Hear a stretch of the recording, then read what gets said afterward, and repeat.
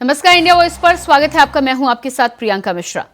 छत्तीसगढ़ में बीजेपी के मुख्यमंत्री पद की शपथ के बाद से ही लगातार घोषणा पत्र के दावों को धरातल पर उतारने की चुनौती बनी हुई है, जिसको लेकर बीजेपी शीतकालीन सत्र में अनुपूरक बजट ला रही है और घोषणा पत्र के तमाम वादों को पूरा करने के साथ ही सबसे बड़ी चुनौती किसानों के 3100 के रेट पर 21 कुंतल धान खरीदी की है, जिसको लेकर किसानों ने 3 दिसंबर के नतीजों का बेसब्री से इंतजार भी किया था। तो अब देखना यह है कि विष्णुदेव साय की सरकार किसानों के साथ ही जनता की उम्मीदों पर कैसे खरा उतरती है, क्योंकि विपक्ष भी अब सरकार को वायदों को लेकर घेरने की तैयारी में जुट चुका है। तो आज नई सरकार से उम्मीद और आगाज पर होगी बातचीत, लेकिन उससे पहले पेश एक रिपोर्ट।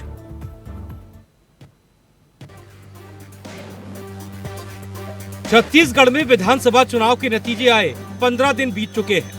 प्रदेश की आवाम को अब बीजेपी के घोषणा पत्र में किए गए चुनावी वादों के पूरा होने का इंतजार है। इनमें धान खरीदी, रसोई गैस सब्सिडी, महतारी बंधन जैसी योजनाओं को लागू करने का बेसब्री से लोग इंतजार कर रहे हैं। दरअसल प्रदेश भर में धान खरीदी की प्रक्रिया चरम पर है। अब तक प्रदेश में 7,86,000 किसानों से 35,57,000 टन धान की खरीदी की जा चुकी है। इसके एवज में किसानों को 7300 करोड़ रुपए का भुगतान भी किया जा चुका है, लेकिन ये भुगतान किसानों को 2,640 रुपए प्रति क्विंटल के हिसाब से किया जा रहा है। 3100 रुपए प्रति क्विंटल का लाभ अभी किसानों को नहीं मिल पा रहा, जिसका किसानों को बेसब्री से इंतजार है। छत्तीसगढ़ में बीजेपी सरकार के गठन के 15 दिन बाद ही पहली विधानसभा का शीतकालीन सत्र भी मंगलवार से शुरू होने जा रहा है, जो 21 दिसंबर तक चलेगा। सरकार इस सत्र में घोषणा पत्रों में किए गए वादों को पूरा करने से पहले अपना अनुपूरक बजट भी लाने जा रही है, ताकि प्रदेश के लोगों से किए गए वादों को पूरा किया जा सके। वहीं विपक्ष भी सरकार को रियायत देने के मूड में नहीं लग रहा है। भारतीय जनता पार्टी की सरकार बन गई है। इन्होंने वादा किया था कि प्रति एकड़ 21 क्विंटल धान की खरीदी करेंगे। 3100 रुपए धान की कीमत किसान को उसी दिन उसी गांव में एक मुफ्त भुगतान की व्यवस्था की जाएगी भाजपा की सरकार बनने से। बड़ा दुर्भाग्यजनक है कि इस महत्वपूर्ण विषय से भी आज की कैबिनेट में कोई विचार नहीं किया गया। इसमें इंतजार करने की का बिल्कुल भी समय नहीं है। धान खरीदी चालू है, किसान अपना धान बेच रहे हैं, तो ऐसे में जब आप 21 कुंटल प्रति एकड़ का निर्णय नहीं लेंगे तो फलीभूत कैसे होगा। यदि आप 3100 रुपए की कीमत देने का निर्णय नहीं लेंगे तो किसानों को उनकी राशि एक मुश्त उसी गांव में कब से मिलना चालू होगी। लेकिन दुर्भाग्य से आज कैबिनेट की बैठक में यह निर्णय नहीं लिया गया। इसके साथ साथ महतारी बंधन योजना में महिलाओं को प्रतिमाह 1,000 रुपए की सहायता राशि दी जानी है। ऐसे में चुनावी घोषणाएं पूरी करने के लिए बीजेपी सरकार को विधानसभा में अनुपूरक बजट पेश करना पड़ेगा। हालांकि शपथ लेने के बाद पहली कैबिनेट की बैठक में 18 लाख आवास दिए जाने का वादा पूरा करने को बीजेपी सरकार की सदी हुई शुरुआत कहा जा रहा है। ऐसे में उम्मीद है कि मंत्रिमंडल विस्तार के साथ ही विभागवार घोषणाएं जल्द ही धरातल पर उतरें, वरना विपक्ष साय सरकार को घेरने के लिए बाहें चढ़ा चुका है। रायपुर से इंडिया वॉइस के लिए विकास यादव की रिपोर्ट। तो घोषणा पूरा करने सरकार सदन में ला रही है अनुपूरक बजट। मंगलवार से शुरू हो रहा है विधानसभा का शीतकालीन सत्र।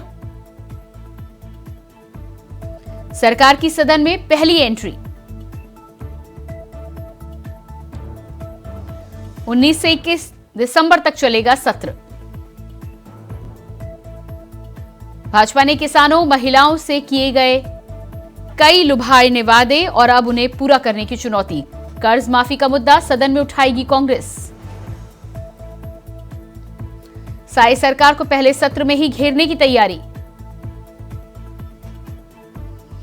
सत्र के तीसरे दिन अनुपूरक बजट पेश करेगी सरकार। धान खरीदी, रसोई गैस सब्सिडी, महतारी बंधन योजना का लोगों को इंतजार। प्रदेश भर में धान खरीदी की प्रक्रिया इस समय चरम पर।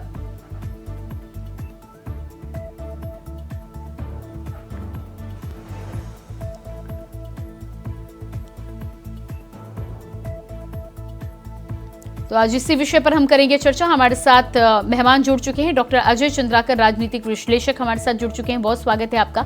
इसके अलावा डॉक्टर आरती उपाध्याय, प्रवक्ता कांग्रेस से हमारे साथ हैं। आपका भी बहुत बहुत स्वागत है। सबसे पहले डॉक्टर अजय, आपके पास ही आऊंगी। जिस तरह से मंगलवार से शीतकालीन सत्र की शुरुआत हो रही है छत्तीसगढ़ में, और ऐसे में अनुपूरक बजट को लेकर जो बात सामने आ रही है, माना जा रहा है कि कहीं ना कहीं जो तमाम घोषणाएं की थी उसे दिसंबर माह में 25 दिसंबर से पहले उसकी घोषणा करनी है और किसानों को फायदा देना है उसका।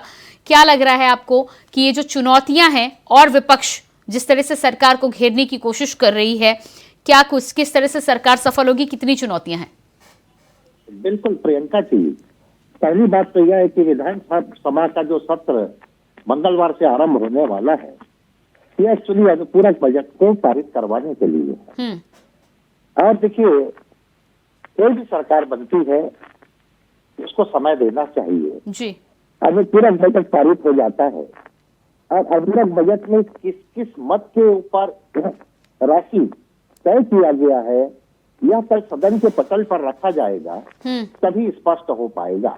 जहाँ तक पहले कैबिनेट की बात थी, तो पहले कैबिनेट में एकमात्र एजेंडा और वह था कि प्रधानमंत्री आवास योजना के मसले के ऊपर निर्णय लेना।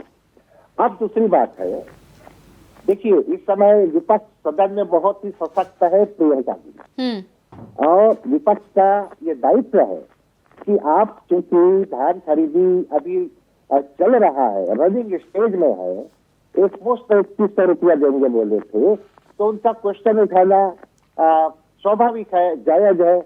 और इससे क्या है, जनता जो है छत्तीसगढ़ के किसान जो है, उनको जो घोषणा पत्र में मोदी जी की गारंटी में जिस तरह की बात रखी गई थी, उसको वो स्मरण करा रहे हैं जी। लेकिन प्रैक्टिकल बात यह है, और विधि के शासन के अनुसार विधानसभा का सत्र बुलाया गया है। अनुपूरक बजट में किन किन मदों के लिए इतनी बड़ी राशि की बात हो रही है, जब सदन के पटल पर रखा जाएगा तभी क्लियर होगा।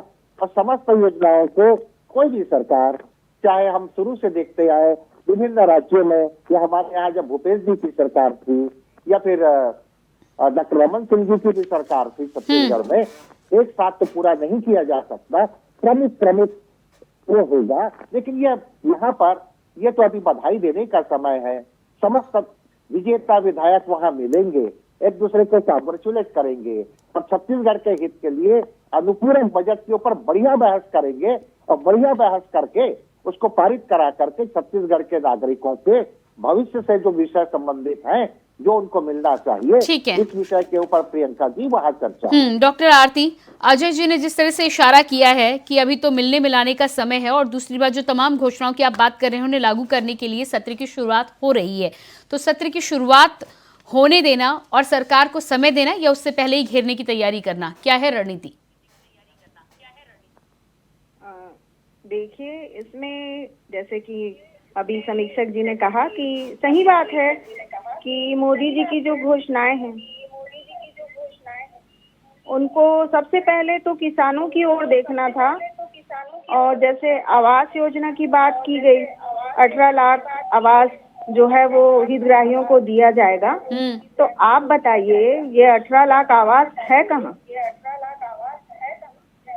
क्योंकि हमारे पास जिस हिसाब से आंकड़े हैं कि पूरे छत्तीसगढ़ में बताइए कि 18 लाख आवास कहाँ है?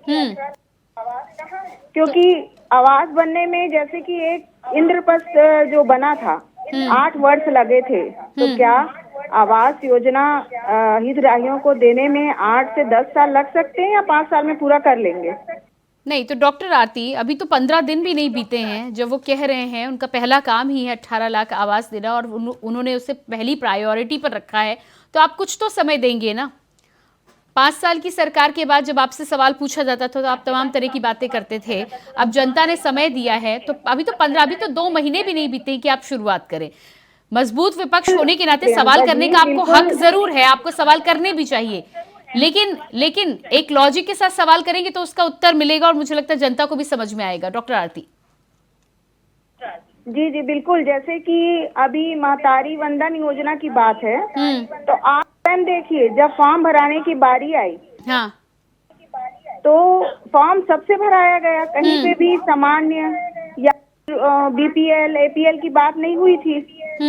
तो क्या ये लुभावने वादे थे चुनाव के लिए कि सच में है कि हर एक कहा जाता था महतारी ला मिली, दाई ला मिली, बहनी ला मिली, है ना। और आज जब बात हुई तो इतने सारे नियम हैं, आप खुद देखेंगे तो लगेगा कि महतारी कोई नहीं मिलेगा। बहन और चाची की बात तो छोड़ दीजिए। बिल्कुल बिल्कुल, इस तरह के मुद्दों पर आप जरूर बहस कर सकते हैं। और क्योंकि आपके पास संख्या अच्छी है, मजबूत विपक्ष के तौर पर आप छत्तीसगढ़ में हैं, तो जरूर जनता की भलाई के लिए आप इस तरह की योजनाओं को लेकर और तमाम तरह के जो लूप होल्स आपको मिल रहे हैं उसको बहस कीजिए।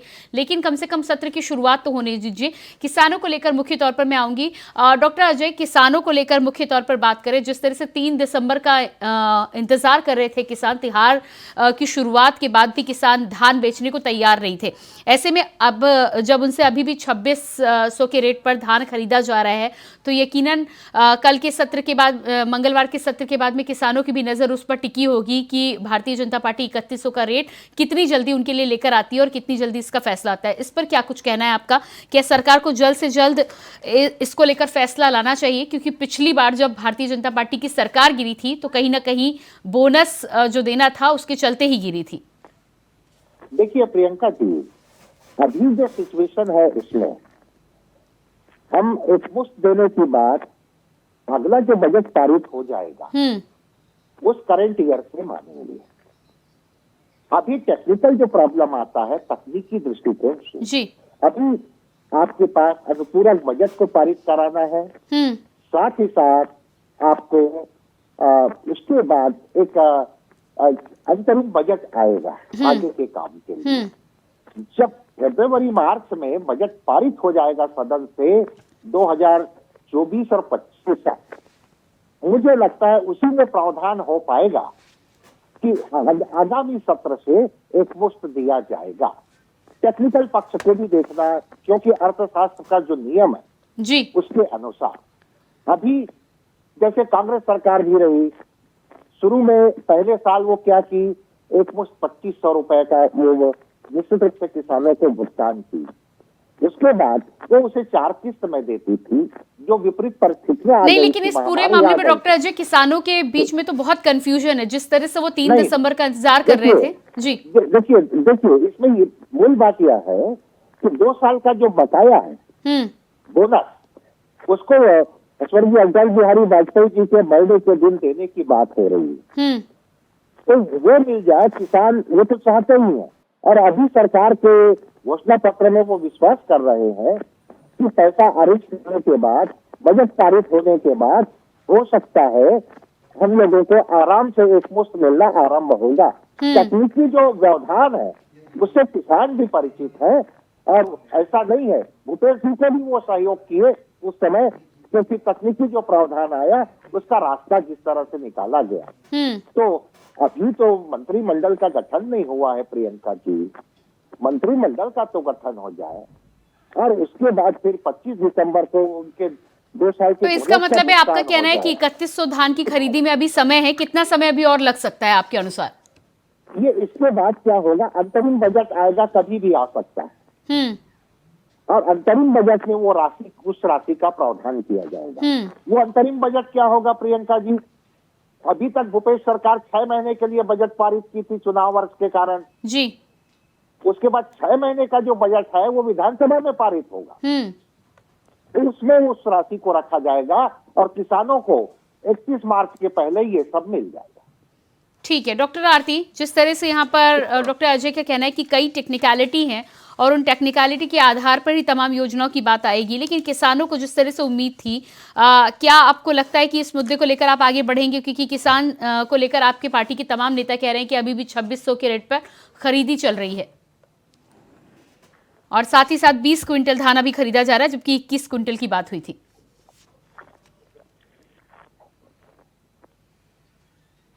डॉक्टर आरती, अपने फोन के अनम्यूट बटन को आप चेक करिएगा, आपकी आवाज हम तक पहुंच नहीं पा रही है।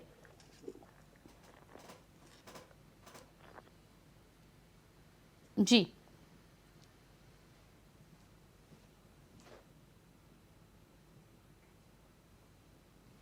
जी, मैं आपके पास वापस आऊंगी, शायद कोई टेक्निकल प्रॉब्लम है, मैं अपनी टीम से चाहूंगी इसको चेक करें। डॉक्टर अजय, मैं आपके पास आती हूँ। जिस तरह से आपने यहाँ पर बहुत अच्छे तरीके से समझाया है, लेकिन आम जनों की यदि आप बात करें, मैं आपसे यही जानना चाह रही थी कि ये जो टेक्निकल इन्फॉर्मेशन है, क्या किसान इस चीज़ से बाकायदा वाकिफ है कि इसमें इतना समय लगेगा? क्योंकि जिस तरह से वो इंतजार कर रहे थे, क्या इंतजार सिर्फ सरकार के आने का किया जा रहा था, या उन्हें इस बात की भनक थी कि अब ये जो फैसला लागू होगा ये मार्च के बाद ही लागू हो पाएगा, इस बार की खरीदी जो होगी वो पुराने रेट पर ही होगी? क्या कंफ्यूजन है इसमें? नहीं, प्रियंका जी, खरीदी का जो डिफरेंस राशि है, हाँ, वो विधानसभा से अंतरिम बजट पारित होने के बाद, मैं तो मैक्सिमम बोला 31 मार्च, उसके पहले सरकार जिस दिन बजट पारित होगा महामहिम उसमें दस्तखत करेंगे जी।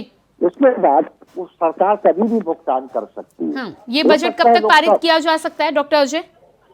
अभी तो ये बजट जो ट्रेडिशनल रहा है, शीतकालीन सत्र जो होता है, शीतकालीन सत्र में इस अंतरिम बजट को चुनावी में रखना। कोई भी सरकार जाती है तो 6 में, अभी केंद्र सरकार भी जो अपना बजट लेके आई है वो अंतरिम बजट है, वो फुल फ्लेज बजट नहीं है जी।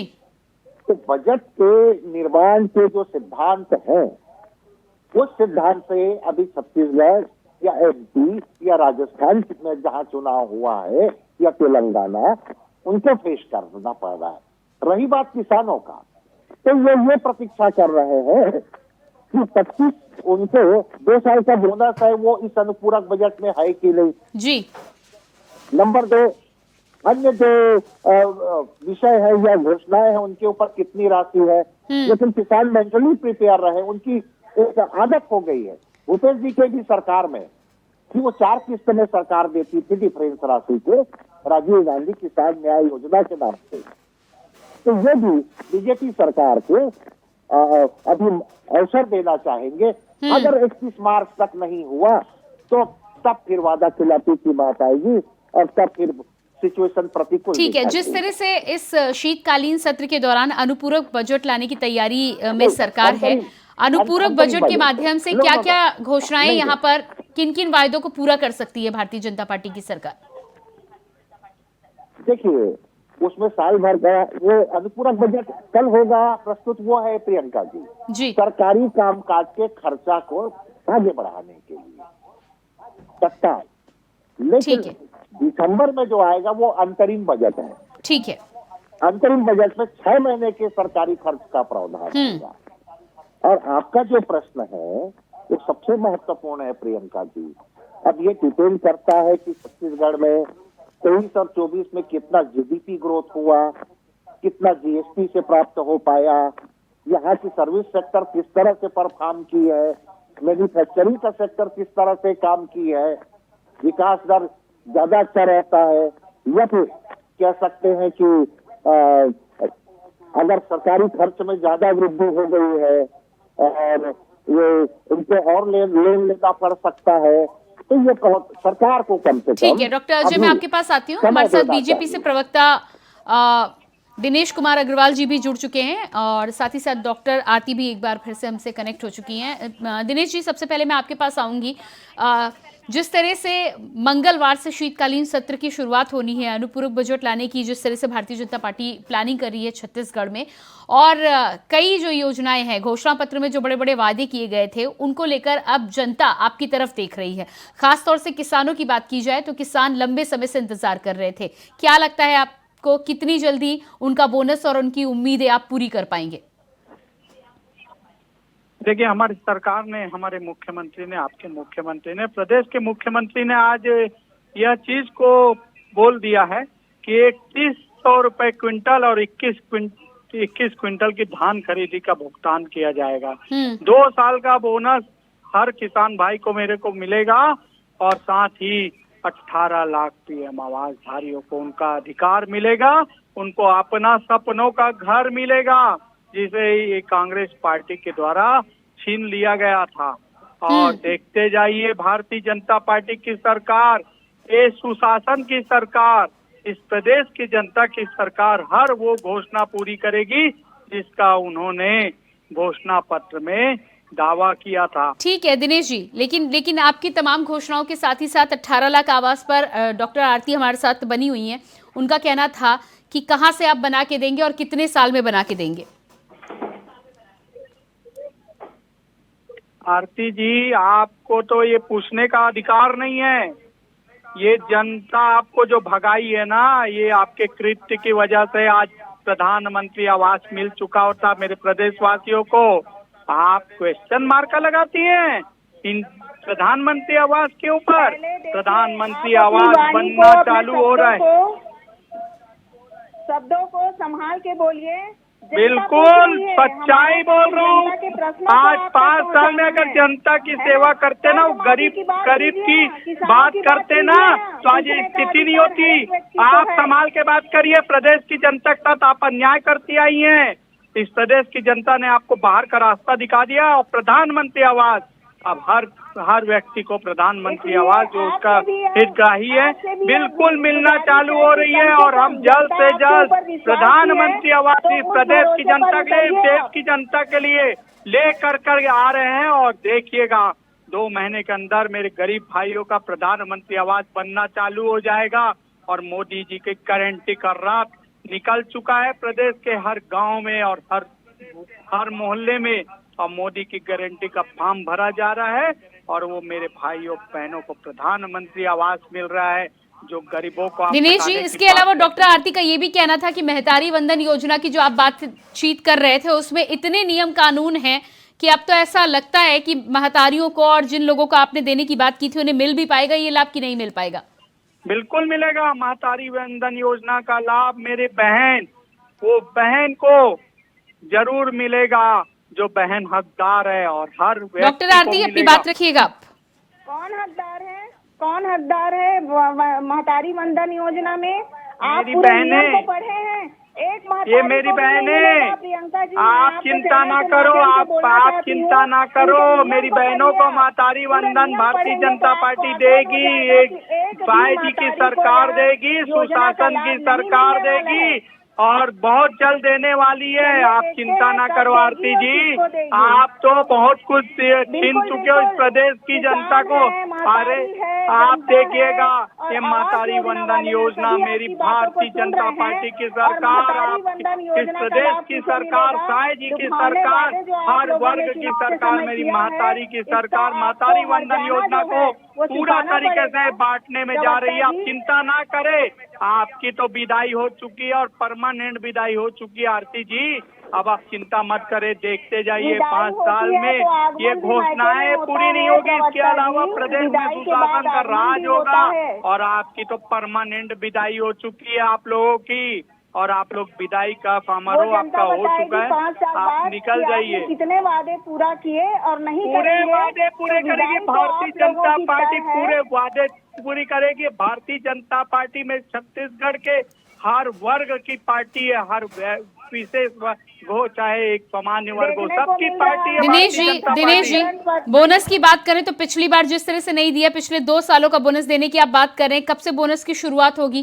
25 तारीख को, 25 दिसंबर को आप लिख लीजिए, मेरे किसान भाइयों के खाते में 2 साल का बोनस जा रहा है। और ये क्या बात करेंगे किसानों को ठगने वाली। यानी कि आपका कहना है कि मंगलवार के सत्र के बाद, शीतकालीन सत्र के बाद जो अनुपूरक बजट आने वाला है वो इन्हीं सब घोषणाओं के लिए लेकर आने वाले हैं आप? बिल्कुल 5 साल के अंदर हम पूरी घोषणाएं पूरी कर देंगे। हर वर्ग की घोषणाएं पूरी कर देंगे। हर व्यक्ति को वो अधिकार दे देंगे जो व्यक्ति अधिकार का धारण करने की क्षमता रखता है। हमारी सरकार सुशासन की सरकार है। हमारे विधायकों ने आज देख लीजिए चखना सेंटर बंद कर दिया। ये चखनों की सरकार थी, ये दारू की सरकार थी। अवैध कब्जे नहीं, लेकिन दिनेश जी, डॉक्टर आरती जिस तरह से सवाल उठा रही कि महतारी वंदन योजना में तमाम नियम कानून की आप बात कर रहे हैं, कौन कौन से नियम कानून आपने उसमें ऐड करे हैं? क्योंकि आपने तो दावा किया था कि हर महिला को आप 12,000 रुपए सालाना देंगे। महिलाओं को हम 12,000 रुपए सालाना देने के लिए भारतीय जनता पार्टी की सरकार प्रतिबद्ध है और भारतीय जनता पार्टी की सरकार महिलाओं को 12,000 रुपए देगी। आप इंतजार तो करिए, 4 दिन नहीं हुआ है सरकार बने, आप इंतजार कर लीजिए। इतनी जल्दबाजी क्या की? अभी तो सरकार गठन की प्रक्रिया चल रही है आरती जी। इतनी जल्दबाजी मत करो। 25 साल तो 5 साल में आपने इसको इस प्रदेश को गड्ढापुर बना दिया। इस प्रदेश की महतारियों की इज्जत को तार कर दिया। मेरी बहनों को जीने का हकदार नहीं किया। गली गली में शराब की अवैध बिक्री कर दी। आप क्या बात करेंगे? यहाँ बैठ करके हर वर्ग बंद कर। आरती जी, आप अपनी बात रखिए। जिस नियम की आप बात कर रहे थे, अपनी बात पूरी करिए। हर अवैध शराब को बंद कर रही है भारतीय जनता पार्टी की सरकार, जो ये गली गली में सरकार बनाए थे। महतारी वंदन योजना की मैं महतारियों को अधिकार मिल रहा है। दिनेश जी, आरती जी का सवाल है कि महतारी वंदन योजना में जो नियम आपने बनाए हैं, कौन कौन सी महिलाएं पात्र होंगी, ये भी जानकारी दीजिए। देखिए, बहुत ही जल्द आपको महतारी वंदन योजना का पूरा विस्तृत जानकारी आपको दे दिया जाएगा। हमारी पत्रकार गठन की प्रक्रिया चल रही है और बहुत ही जल्द मेरी महतारियों को ये जी बिल्कुल बताइए आप। आरती जी बताइए। मिलेगा। आरती जी के बोलने से कुछ नहीं होगा। सरकार का अपना सरकार बहुत ही जल्द महतारी वंदन योजना को मेरी महतारियों तक पहुंचा रही है। इनको कर्म आ रही है, इनको दुख। ठीक है दिनेश जी। डॉक्टर आरती, अपनी बात रखिए आप। आप बताइए। आप नहीं बता सकते ना, मैं बताती हूँ कि किसको महतारी वंदन योजना का लाभ मिलेगा। वंदन योजना मेरी महतारियों को मिल रहा है और हर महतारी को उस योजना का फायदा मिल रहा है। आप चिंता ना करें, महतारी वंदन योजना मेरी महतारी को मिलेगा। हर महतारी को मिलेगा जो हकदार है महतारी वंदन योजना का। भ्रष्टाचार 1 रुपए का नहीं होगा, जैसे आपके राज्य में हर डॉक्टर अजय, डॉक्टर आरती जिस तरह से महतारी वंदन योजना में नियम कानून की बात कर रही हैं, क्या लगता है आपको कि यहाँ पर किस तरह के नियम कानून लागू किए गए हैं और क्या इन नियम कानून के बाद जिस तरह से भारी मात्रा में महिलाओं को उम्मीद दी गई थी, वो उम्मीद पूरी होगी? देखिए आरती जी, सरकार के 3 अंग होते हैं, व्यवस्थापिका, कार्यपालिका, न्यायपालिका। कार्यपालिका के गठन का कार्य अभी मंत्रिमंडल और मंत्रिपरिषद के रूप में होना है और जब यह कैबिनेट के मुद्दा में जब लाया जाएगा और जब लाने के बाद वहाँ क्या नाम्स बनाते हैं वो एथेंटिक है। अभी तो वो कैबिनेट में आएगा, वहाँ उसका जो स्पष्टीकरण आएगा, नोटिफिकेशन निकलेगा जी, तब का विषय है यह। अभी तो इसमें जो भी कहेंगे अपने अपने पक्ष को रखेंगे। विधि के शासन के अनुसार किसी भी सरकार के लिए जिन विषयों के ऊपर वो निर्णय लेती है, निर्णय लेने के बाद वह नाम से बनता है। हाँ, तो डॉक्टर आरती जी चलता है। डॉक्टर आरती जी, अभी नियम आने के लिए आपको थोड़ा इंतजार करना होगा। आप जिस तमाम बातों को कह रही हैं, एक बार जब पटल पर बिल आ जाए, उसके बाद जब पास हो जाए, उसके बाद कोई समस्या हो तो आप बोलिएगा ना। अभी तो पहले सत्र की शुरुआत भी नहीं हुई और आप जिस तरह से भारतीय जनता पार्टी को घेरने की प्लानिंग कांग्रेस कर रही है, आप जिस तरह से घेरते नजर आ रहे हैं, ऐसे में कुछ समय तो देंगे ना? बिल्कुल बिल्कुल प्रियंका जी, आपकी बात सही है। हमारे समीक्षक महोदय ने सही जानकारी दी है, लेकिन आज जिस समय इन्होंने अपने फॉर्म बांटे थे, उस समय इन्होंने क्या कहा था? हर एक महिला, हर एक का मतलब क्या होता है, वहाँ पे कोई भी नियम और बदला नहीं जाएगा। मतलब आप फिर उसके बाद नियम ला दिए कि जिसको ये योजना मिल रहा है उसको वो 1000 या 12,000 सालाना नहीं मिलेगा। तो बताइए ये कहाँ तक सही? मैं यही पूछना चाहती हूँ। दिनेश कुमार जी जवाब दीजिएगा। देखिए, सरकार के गठन की प्रक्रिया भी प्रारंभ है। सरकार को गठित हो जाने दीजिए, फिर आरती जी को ऑटोमेटिक उनका जवाब मिल जाएगा और महतारी वंदन योजना का लाभ महतारियों को ही मिलेगा। इनके जैसे भ्रष्टाचारियों को नहीं मिलेगा जो महतारी वंदन योजना। 100% बोल रही हूँ। जिस तरीके से आप लोगों ने लुभावने वादे किए हैं ना, आप भ्रष्टाचारी लोग बात मत करिए। दारू बेचने वाले, शराब बेचने वाले। ठीक है, समय मेरे पास नहीं है। बहुत बहुत धन्यवाद मैं आप सभी का करना चाहूंगी। डॉक्टर आरती बहुत धन्यवाद, डॉक्टर अजय और दिनेश जी आपका भी बहुत बहुत धन्यवाद जोड़ने के लिए। तो जिस तरह से मंगलवार से शीतकालीन सत्र की शुरुआत हो रही है छत्तीसगढ़ में और ऐसे में माना जा रहा है कि अनुपूरक बजट लाने की तैयारी बीजेपी सरकार कर रही है। अब देखना होगा कि अनुपूरक बजट के साथ ही साथ जनता की उम्मीदें कितनी खरी उतरती है भारतीय जनता पार्टी और कितनी जल्दी जनता की उम्मीदों पर काम करने का काम करती है विष्णुदेव साई की सरकार। फिलहाल हमारे इस खास कार्यक्रम में इतना ही। खबरों के लिए बने रहिए इंडिया वॉइस के साथ। मुझे दीजिए इजाजत। नमस्कार।